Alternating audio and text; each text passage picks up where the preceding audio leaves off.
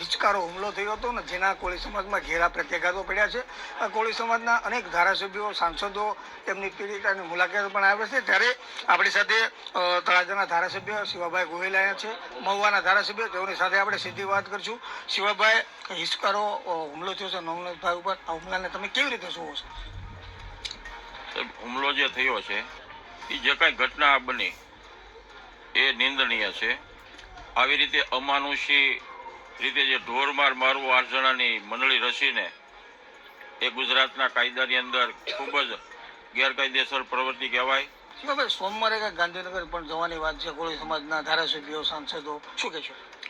સાહેબ, અમે આખા રાજ્યના અમે સમાજના ધારાસભ્યો, સંસદ સભ્યો, મંત્રીશ્રીઓ, કેબિનેટ મંત્રી એ બધા મુખ્યમંત્રી અને ગૃહમંત્રીને આ વાતથી વાકેફ કરવાના છીએ ચોક્કસપણે.